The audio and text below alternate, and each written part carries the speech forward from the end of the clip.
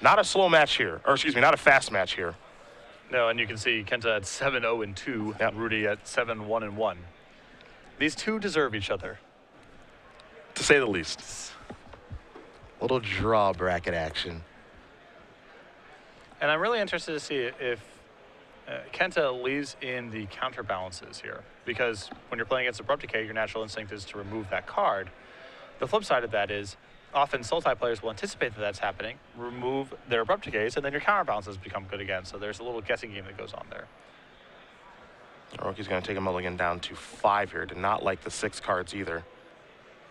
You can see in Briksza's hand, does have a copy of Liliana the Veil among other options here, so looks to be a pretty good start here for Rudy. Yeah, opponent mulligan to 5 in the control mirror match. Obviously a good start already, and if Rudy's able to resolve a Liliana, that just might be it. 6 rounds of action today for our Swiss rounds, and we'll cut to a top 8. And then we'll work our way through our elimination rounds and eventually crown a champion here in Indianapolis. We've had 3 great champions so far this year. When we were in Columbus, Joe Lissette got the job done with White Blue Heroic. In Philadelphia, Daryl Ayres took care of Ross Merriam in the finals with his Curd Apes. Can't forget that one.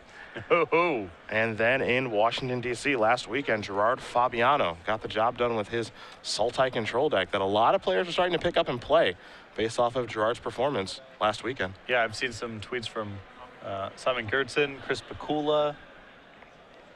Everyone wants to feed the clan. Feed the clan with no 4 power creatures in the deck. How can you say no? It's tough to pass up. Tough to pass up. We'll crown a 4th Open Series champion this year. Could be one of these 2 players as Hiroki will take a look at his 5 cards. Pyroblast among them. Looks like he's happy enough, and Treat the Angels too.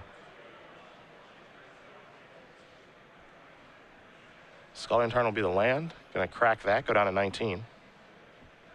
We'll see what land Kenta wants to search up here. Rudy with only 2 wastelands in his deck. So one could argue it's safe to search up a non-basic, but looks like Hiroki might be on a 1 land or 2, so just gonna search up a basic island. I think because Kenta has a Divining Top in his hand, he can afford to get a basic here and anticipate that he'll make his land drop suit the top. Because he will just lose the game to Wasteland if it came up here on the first turn. So it's not ideal with Source of Plowshares and Pyroblast in hand to have to go get an island, but it's very risky to do anything else. Deathbite Chime in the start there for Briksza off of an Underground Sea. His draw was a copy of Charlotte's Agent, and Hiroki's going to spin his top in an upkeep. Take a draw here. There's a copy of Caracas, so land number 2 has been found. Caracas will be deployed, and there's a Swords of Plowshares to get death right off the table. So not bad.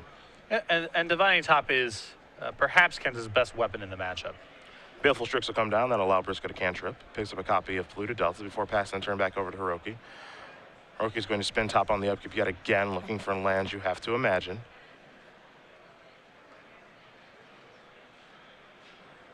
Take a draw to Snapcaster Mage and just a passing of the turn. An attacker for 1 will bring Hiroki down to 18. Briksza going to sacrifice a Verdant Catacombs. He'll go back down to 20. Tropical Island is the land he finds. And in a moment here, we're going to have a spell. Either Liliana or Charlotte's Agent, we'll see. I think this is a good spot for Liliana the Veil. Charlotte's Agent's going to flip into a removal spell here, probably a reasonable percentage of the time. But I guess it depends on Rudy's post-board configuration. He will go with the Charlotte's Agent.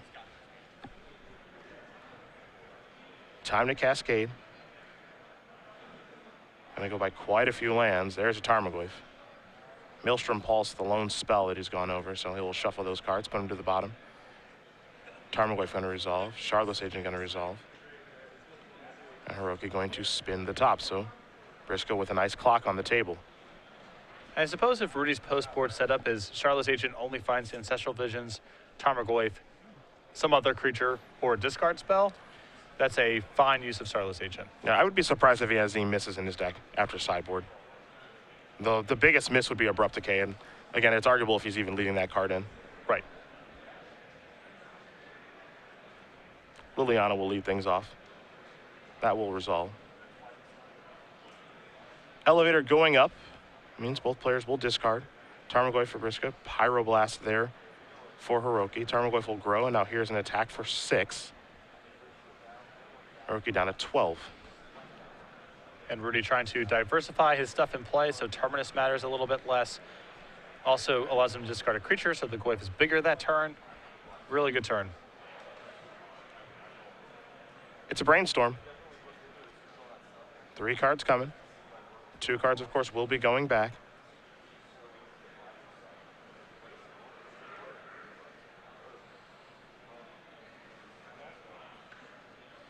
And now spinning at the top, so Hiroki going to get 1 card deeper.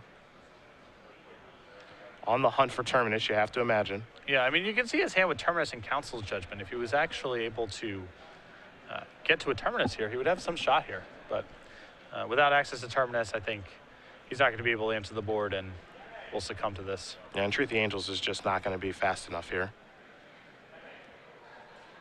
Hiroki going to go down to 6. Briksza going to play a Brainstorm. Take a look at 3 cards, put 2 back, make an informed decision on how he wants to discard the Liliana of the Veil. I think this should have been done pre-combat for a variety of reasons. Rudy finding multiple copies of Thoughtseize here that could have made things a little bit bigger for his Tarmogoyf. But as things stand, I think he's going to run away with this one. This is just too much going on. Yeah, I think so too. Here's a Thoughtseize now. Snapcaster Mage, Counterspell, and Council's Judgment are the cards. Snapcaster Mage going to go to the bin. Briksza left with a Thoughtseize and a Pernicious Deed in hand. Liliana going to go up. Time to discard. There goes a Thoughtseize. Pass the turn. Hiroki will draw. It's not a Terminus yet. It's going to need to be in these 3 cards. And it doesn't look like one is hiding there, and it's not. Briksza going to win this match here over Kenta Hiroki, 2-0. Charlotte Sultai will take care of Miracles, and Briksza continues on his winning ways, moves on to 8-1-1. Pretty straightforward stuff. 5-card hand there for Kenta and Rudy with a really good setup, it looked like, to play a control game with good threats to Liliana of the Veil, some broad-based removal we saw, some Planeswalkers. Had a good setup anyway, and then Kenta's Mulligan to 5 just doomed him. Charlotte Sultai is a deck that can definitely keep up with Miracles in the late game as well.